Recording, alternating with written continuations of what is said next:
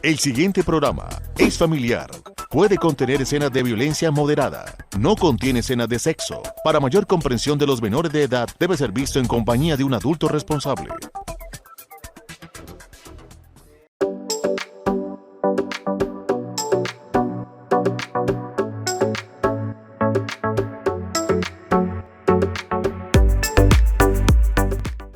El modo en que se detectan las altas capacidades en los niños, para iniciar, hace parte de que los padres estén siempre muy preocupados por cómo se desempeñan en su vida escolar, y no solamente está relacionado con el alto rendimiento, sino a veces con lo que denominamos los fracasos escolares.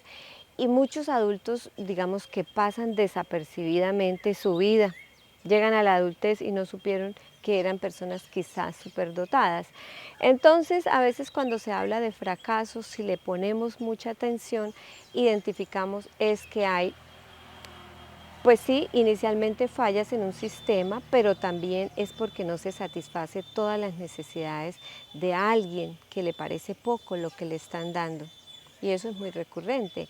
El 68% de las personas crecen sin saber lo que tenían unas capacidades mucho más altas que los demás, pero eran rotulados como el que no trabaja, no copia, no lee, no escribe. Bueno, hay que saber enfocar todo ese tipo de situaciones, pero básicamente estamos hablando de la atención que los padres y los adultos alrededor de un pequeño deben trabajar, observar e intervenir en caso de que se presenten, para identificar, sí, porque no todos los fracasos escolares son altas capacidades, ni todos los resultados altos en un pequeño son altas capacidades.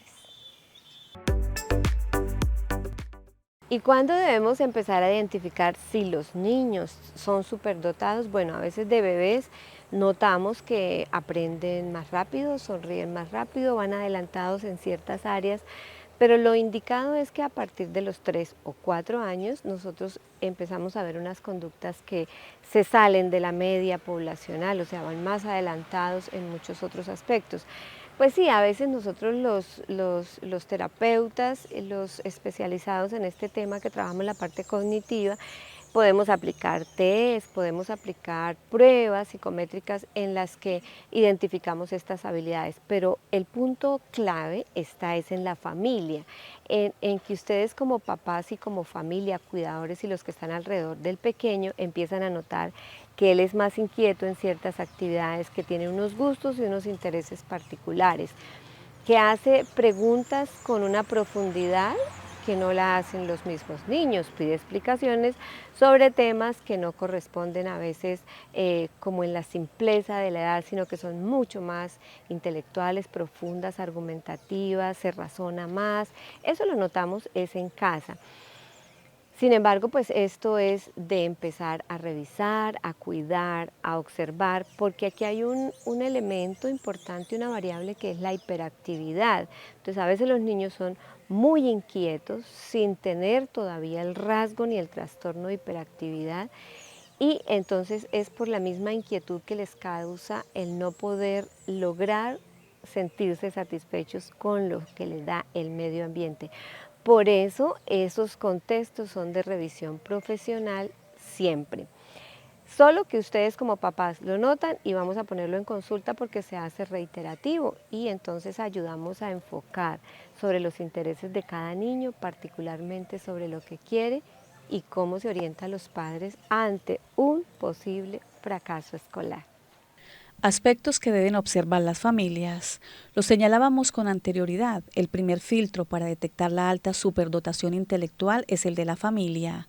Por ello es recomendable que padres y madres tengan en cuenta estas dimensiones. El niño aprendió a leer a una edad temprana, quiere saber el porqué de todo, le agrada hablar con personas mayores, hace preguntas muy reflexivas y existenciales, emite juicios de manera temprana, se preocupa por temas sociales, no le agradan las tareas rutinarias y se aburre con facilidad, le gusta jugar solo, cambia de aficiones con frecuencia, hoy le gusta la pintura, mañana busca libros de astronomía. ¿Y cuáles son entonces las condiciones para poder identificar estos aspectos de ser superdotados intelectualmente? Bueno, Si aplicamos solo pruebas o pensamos que a partir de las pruebas y con un CI o coeficiente intelectual de 130, pues no vamos a encontrar a muchos, ¿sí? Habrán algunos quienes van a puntuar eso, pero básicamente hoy miramos otros tipos de condiciones y es una, lo que observa la familia que les estamos mencionando anteriormente. ¿Qué es lo que ve papá, mamá, cuidadores en casa, la familia y notan que están por encima de la media? Dos, digamos que la parte socioacadémica, ¿sí? No solo lo académico, sino que no son las notas lo más importante, pero también cuentan, sino en la manera como el chico se comporta en el salón y socialmente. El otro es la entrevista con el niño, qué le gusta, cuáles son sus intereses, sus aptitudes, qué planea. Esas son cosas que nosotros observamos, unas variables muy importantes donde él empieza a trabajar y las puede desarrollar y las convierte en unas destrezas inimaginables.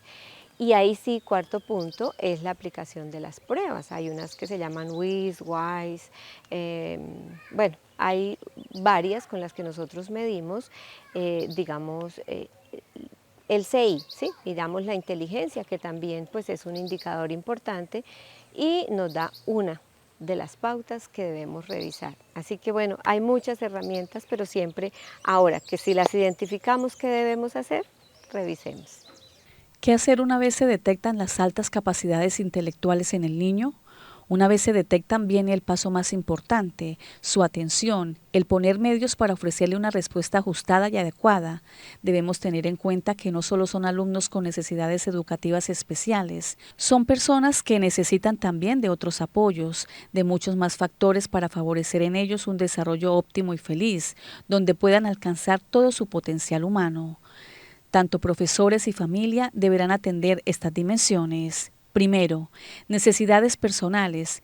Los niños con altas capacidades demandan entornos dinámicos y estimulantes. Segundo, factores académicos. Se benefician de la flexibilidad, de poder planificar sus tareas y de tener en la medida de lo posible un papel activo en su aprendizaje.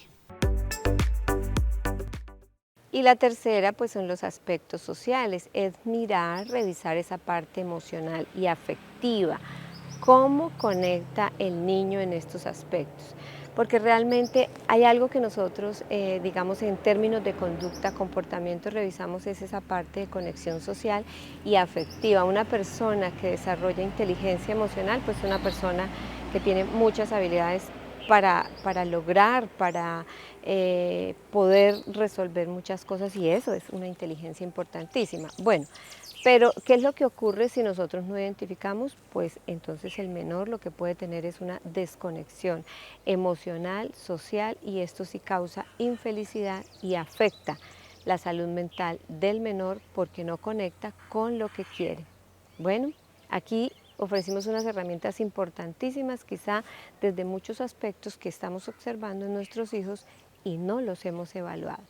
Recordemos que siempre podemos estar mejor. Los espero en mi consultorio.